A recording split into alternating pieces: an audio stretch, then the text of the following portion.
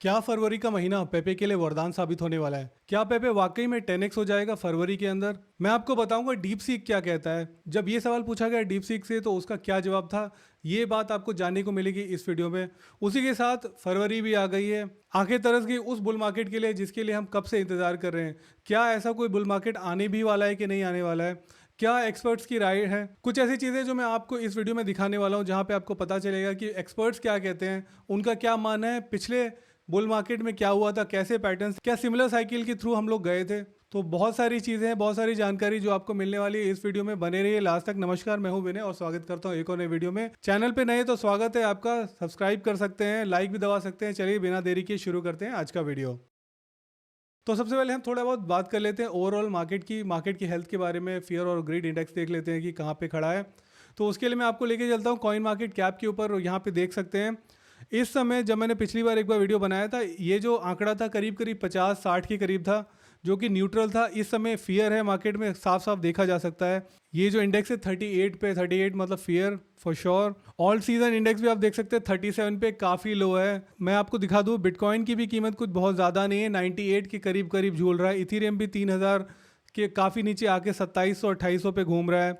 Solana भी 200 पे है। XRP करीब करीब $2.5 पे है। ओवरऑल अब क्रिप्टो मार्केट की अगर आप मार्केट कैप देखेंगे तो 3.22 ट्रिलियन पे आ गई। कहाँ ये 3.5 ट्रिलियन और उसके ऊपर हुआ करती थी। इस पूरे क्रिप्टो मार्केट की एक काफ़ी बड़ी जो चंक है जो डोमिनेट कर रहा है बिटकॉइन ऑलमोस्ट 60%, इथीरियम 10% पे, और बाकी पूरी ये हज़ारों लाखों हमारे पास कॉइन है वो सब मिला के 29% पे आ जाते हैं। यहाँ पे एक चीज़ जो थोड़ी बहुत पॉजिटिव हुई जिसके बारे में आपको बताना चाहता था वो ये था कि कल की बात है, जब ETFs आए तो उसमें मैंने देखा कि इथीरियम में काफ़ी सारा इन्फ्लोज हुआ है। ऑलमोस्ट $307 मिलियन का इन्फ्लो हमने देखा इथीरियम ETFs में।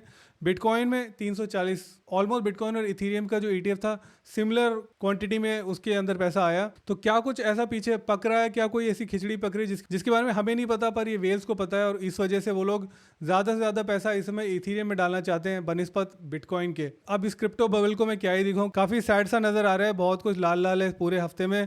कई कई तो 20-25% नीचे गिर गए। बॉन्ग देखिए ऑलमोस्ट 25% नीचे आ गया। अब इसमें क्या ही बात कर सकते हैं। अब चलिए ये सारी तो बातें हो गई, लेकिन थोड़ी बहुत पॉजिटिव बात जो है जिसके बारे में मैं आपको बताना चाहता था वहाँ आपको लेके चलता हूँ। तो आप SEC की नई वेबसाइट आ गई, नई नवेली वेबसाइट आप यहाँ पे देख सकते हैं। मैंने आपको दिखाया है खोल के, और उसके होम पेज पे ये बड़ा बड़ा यहाँ पे लिखा हुआ है क्रिप्टो टास्क फोर्स। अगर SEC की वेबसाइट के ऊपर होम पेज पे आपको क्रिप्टो टास्क फोर्स के बारे में पता चल रहा है, इसका मतलब ये है कि काफ़ी ज़्यादा पॉजिटिविटी आने वाली है मार्केट में। क्रिप्टो मार्केट में एक्सेप्टेंस बढ़ने वाली है यूनाइटेड स्टेट्स के अंदर। Communicate with crypto task force, और यहाँ पे काफ़ी कुछ जानकारी दी हुई है, आप अगर चाहे तो पढ़ सकते हैं। बहुत सारे नए नए लोग हैं जो जुड़ रहे हैं क्रिप्टो टास्क फोर्स। SEC खुद से ही इसको अब ऑफिशियली अपने साइट पे लिस्ट कर रहा है, यानी कि अब वो वाली हॉस्टिलिटी नहीं रहेगी जो गैरी गैंगस्लर के दौरान हुआ करती थी। बढ़िया बात है, एक पॉजिटिव बात है। अब यहाँ से भी चीज़ें ऊपर ना जाएं तो फिर कब जाएगी? और उसके लिए काफ़ी सारी और भी बातें जो मैं आपके साथ आज करना चाहता हूँ। देखिए, एक ये मार्टी पार्टी करके एक बंदा है ट्विटर पे, काफ़ी अच्छा कुछ लिखता है। तो उसका एक ट्वीट था मेरे सामने आया, मैंने कहा आपको दिखा दूं। तो देखिए कुछ इस तरीके का 2025 का बुल रन है, या फिर है या नहीं है, उसके बारे में हम बात करते हैं। यहाँ पे देखिए फरवरी 2017 में कैसा था, और जब फरवरी के बाद में जो चढ़ा है मार्केट वो कहाँ तक गया। ऑल टाइम हाई जो है वो 2017 के एंड में ऑलमोस्ट नवंबर दिसंबर के करीब था। ये शायद मेरा यहाँ पे इस दौरान कहीं पे मैंने क्रिप्टो में एंटर किया था और मैंने ये देखा था, ये जो डबल पीक हुआ था, मैं इस दौरान इस समय था मार्केट के अंदर। उसके बाद में आप देख सकते हैं 2021 में अगेन फरवरी से जो मार्केट चढ़ना शुरू हुआ था, और वो कहाँ तक गया था फिर 68,000 या 62,000 तक गया था, I think, if I am not mistaken. अब यहाँ पे हम फिर से उसी पॉइंट पे आके खड़े हो गए हैं। फरवरी आ गई है 2025 की। 4 साल बीत चुके हैं। देखिए 2017, 2021, 2021 से 2024, अनदर 4 ईयर्स। और यहाँ पे अब ये वाला बॉक्स है। क्या ऐसा होगा, क्या ऐसा नहीं होगा, your guess is as good as mine. लेकिन अगर हिस्ट्री रिपीट करती है अपने आप को तो ऐसा कुछ हो सकता है। अगेन आप मुझे गाली मत दीजिए अगर ऐसा नहीं होता है। मैं बस आपके सामने फैक्ट्स प्रेजेंट कर रहा हूँ, हिस्टोरिकल डेटा आपको दिखा रहा हूँ। ये तो रही ऐसी बात, लेकिन एक नेगेटिव खबर भी मेरे सामने आई। XRP ledger temporarily halts block production. Ripple की CTO ने बोला कि कुछ नेटवर्क ड्रिफ्ट हो सकता है। इसका जो ट्रांजेक्शन पर सेकंड था वो एज लो एज 20 ट्रांजेक्शन पर सेकंड आ गया था, मतलब इथीरियम से भी नीचे आ गया था। इथीरियम भी ऑलमोस्ट 30-40 ट्रांजेक्शन पर सेकंड कर लेता है और XRP उससे भी नीचे आ गया। Not a big fan. But मेरे को लगा आप लोगों को बता देना चाहिए क्योंकि बहुत सारे लोगों ने बहुत सारा पैसा XRP में लगाया हुआ है। देखिए टेक्निकल इशू है, कोई भी प्रोडक्ट में आ सकते हैं, किसी भी प्रोजेक्ट में आ सकते हैं। सोलाना भी कभी भी डाउन हो जाता है, तो ऐसा कुछ नहीं कि अगर सोलाना डाउन होता है तो सोलाना बहुत ही ग्राउंड ब्रेकिंग टेक्नोलॉजी है, और XRP अगर एक बार डाउन हो गया तो इसका मतलब XRP खत्म हो जाएगा। I am not trying to imply that, I am just giving you the fact कि ऐसा आज हुआ था, मेरे सामने आया, मैंने सोचा आपके साथ शेयर कर लेना चाहिए। एक चीज़ और थी मैं आपको बताना चाहता था। देखिए ये जो मैं अपना पिछला एक वीडियो लाया था, मैंने उसमें आपको ये वाला चार्ट दिखा था जहाँ पे स्पेशली मैंने बोला था जो मेड इन USA वाले जो कॉइन्स होंगे उनमें काफ़ी ज़्यादा बढ़त आपको देखने को मिलेगी। क्यों देखने को मिलेगी? क्योंकि ट्रंप को चाहिए मागा बनाना है, मेक अमेरिका ग्रेट अगेन बनाना है। इसका मतलब है कि जो जितने भी टोकन्स होंगे या जितने भी प्रोजेक्ट्स होंगे जो नेटिवली USA में शुरू हुए थे, उनको हमेशा से ज़्यादा प्रेफरेंस दिया जाएगा सरकार के द्वारा, यूनाइटेड स्टेट्स की गवर्नमेंट के द्वारा।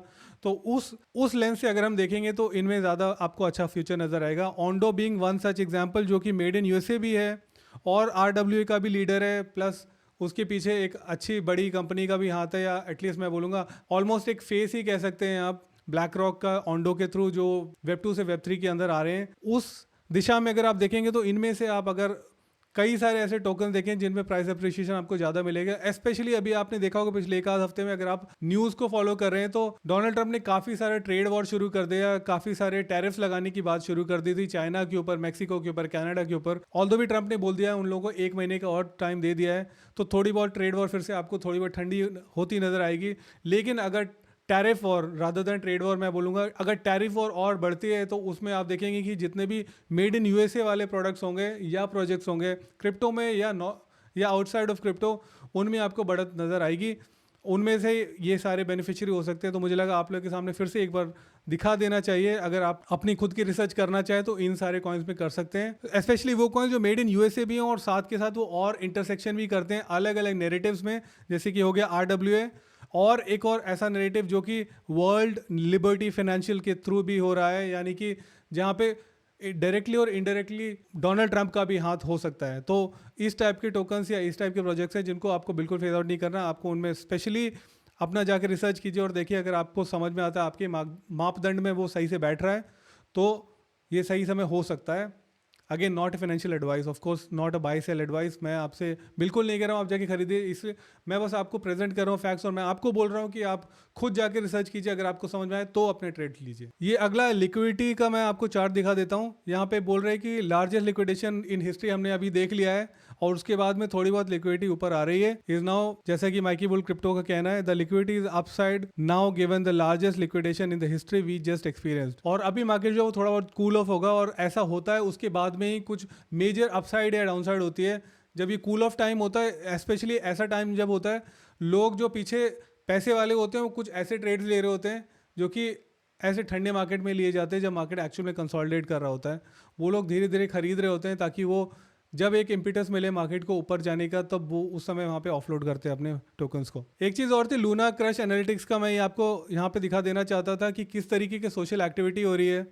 लिंक RWA के सारे टोकन्स हैं। RWA सेक्टर में आप देख सकते हैं ऑन्डो काफ़ी बड़ा है, यहाँ 7.8 के मेंशंस हुए हैं, लिंक के 15,000 के ऊपर हो गए हैं, इंजेक्टिव के 7,500 हो गए हैं, वी चेन पता नहीं सडनली कहाँ से आ गया और एकदम से 6,000 से ज़्यादा उसके मेंशंस हो चुके हैं। क्वांट भी है यहाँ पे, ICP भी दिख रहा है, और काफ़ी सारे यहाँ पे मेरे को नजर आ रहे हैं। इंटरेस्टिंगली आप यहाँ पे देखेंगे ओम मंत्रा जो है बहुत ही छोटा सा है, इतनी ज़्यादा लोग उसके बारे में बात नहीं कर रहे, लेकिन उसका जो प्राइस है वो काफ़ी ज़्यादा ऊपर बढ़ता जा रहा है। इंटरेस्टिंग। और देखिए पैसा वहीं पे फ्लो करता है जहाँ सबसे ज़्यादा आई बॉल्स होती है, जहाँ सबसे ज़्यादा इंटरेस्ट होता है। तो लूना क्रश या इस टाइप के जो सेंटिमेंट एनालिसिस करने वाले प्लेटफॉर्म्स होते हैं, उससे हमें यही फ़ायदा मिलता है कि लोग किसके बारे में बात कर रहे हैं। जिस चीज़ के बारे में ज़्यादा बात कर रहे होते हैं, ऑब्वियसली उसके अराउंड ही ज़्यादा बज़ हो रहा होता है, और जहाँ बज़ ज़्यादा होगा वहीं पे पैसा जाएगा। बहुत ही आसान सी बात है। आप इसका स्क्रीनशॉट ले सकते हैं और उसके बाद में आप देख सकते हैं आपको आपके नेक्स्ट ट्रेड किस तरीके के हो सकते हैं। आप यहाँ पे लिस्ट देख ही सकते हैं, ये डिसेंडिंग ऑर्डर में दी गई है, मतलब जो हाईएस्ट है वो नंबर 1 है, उसके बाद नीचे जा रहा है। आयोटा जो है वो नंबर 20 पे है, ऑन्डो नंबर 2 पे है। ऑब्वियसली यहाँ बबल से भी आप देख ही पाएंगे सेम चीज है। एक चीज और थी, लूना क्रश ने एक ये पोल बनाया था, पोल कह रहा था कि कैपिचुलेशन हो चुकी है या नहीं हुई है। तो बहुत से लोग, ऑलमोस्ट 37% लोग बोलते हैं लिटिल मोर डाउनसाइड। लोग इस समय बहुत ज़्यादा बेरिश हो चुके हैं, लोग सोचते हैं कि फर्दर और अभी बेरिश होने वाला है और हम अभी फर्दर डाउनसाइड देखने वाले हैं। और उस चीज को लेके इन्होंने यही बात की, it's a good news, bullish answers are at low versus typical results. यानी कि आप एक बात तो मान के चलिए कि मार्केट एग्जैक्टली उल्टा करता है, जो भेड़ चाल में जो मासेस सोचती है मार्केट एग्जैक्टली उसका उल्टा होता है। अगर मासेस को लगता है कि बहुत ज्यादा बुलिश सेंटीमेंट हो चुके हैं, मार्केट बस ऊपर ऊपर जाएगी, वही टाइम होता है जब मार्केट क्रैश करती है। और उस बनिस्बत उसी का उल्टा होता है, अगर हर आदमी बहुत ज्यादा बेरिश होता है तब मार्केट बुलिश हो जाती है, ऊपर चली जाती है। तो यहाँ पे अगर फर्दर लोग बोल रहे हैं कि फर्दर डाउनसाइड आने वाली है, कैपिचुलेशन अभी भी हुआ नहीं है और नीचे जाने वाला है, इसका मतलब यह है कि कहीं ना कहीं हम ऐसा वो इन्फ्लेक्शन पॉइंट देखने वाले हैं जब यहाँ से मार्केट जो है ऊपर जाना शुरू कर जाएगी। क्योंकि मार्केट बने ही होते हैं मार्क्सिस्ट को गलत साबित करने के लिए और उनका पैसा अपने घर ले जाने के लिए। That is the dirty game that we are currently playing. Be greedy when others are fearful. तो यहाँ पे भी एक बहुत अच्छी बात इसने लिखी है, be greedy when others are fearful. बहुत सारे लोग फियरफुल हैं, ऑब्वियसली 37% लोग बोलते हैं और नीचे जाएगा। तो ये समय हो सकता है ग्रीडी होने का, again not a financial advice, लेकिन ऐसा मानना वॉरेन बफे का भी है। वॉरेन बफे आपको पता ही होगा कौन है। तो वो भी यही मानते हैं कि जब सारे लोग ग्रीडी होते तब फियरफुल हो जाओ, जब बहुत सारे लोग फेयरफुल होते तब ग्रीडी हो जाओ और खरीदो सामान। उसके साथ साथ मैं आपको ये वाला एक चार्ट भी दिखाना चाहता था, ये है बिटकॉइन डोमिनेंस का चार्ट और माइकी बुल क्रिप्टो का। ये उसका भी यही बात कहना है कि पिछली बार क्या हुआ था, जब एक बार वहां से ब्रेकडाउन होना शुरू हुआ मार्केट डोमिनेंस बिटकॉइन का, हमको एक तगड़ा ऑल्ट सीजन देखने को मिला था।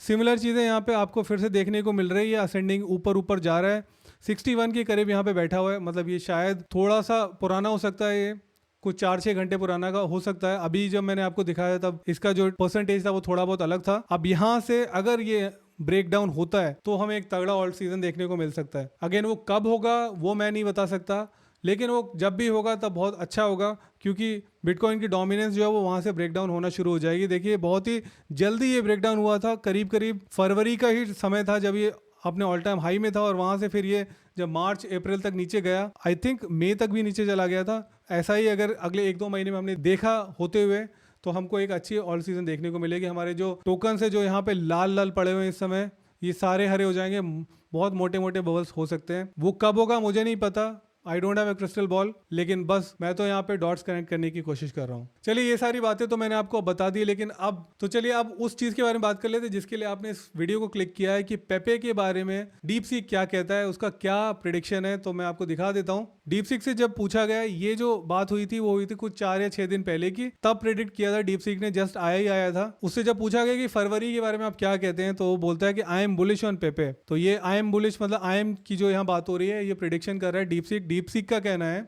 कि I am bullish on Pepe with the right community support and a few viral moments and some solid developments. Pepe could easily 10x or more. But remember, crypto is risky. Only invest what you can afford to lose. तो उसने बाद में वो disclaimer भी दे दिया है कि risky है, उतना ही पैसा लगाओ जो आपका अगर चला भी जाए तो आपकी लाइफ पे बहुत ज़्यादा असर ना पड़े। ऑब्वियसली आप अपना घर बेच के पैसा ना लगाओ क्रिप्टो में, बहुत ही गलत बात हो जाएगी। Hedging is very very important. लेकिन उसके हिसाब से जो उसने प्रिडिक्शन किया था, कि डीप सीक के हिसाब से जो डीप सीक ने प्रिडिक्शन किया था वो काफ़ी बुलिश था, और उसके हिसाब से पेपे कुड ईजिली 10x और मोर।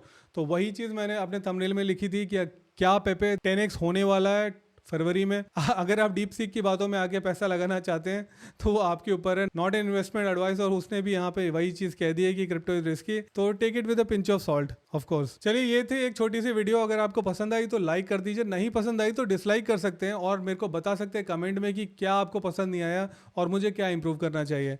साथ ही के साथ आप मेरे को इंस्टा पे भी फॉलो कर सकते हैं और मेरे टेलीग्राम को भी ज्वाइन कर सकते हैं। चलिए मिलता हूँ इस वीडियो में, तब तक के लिए नमस्कार, जय हिंद, वंदे मातरम।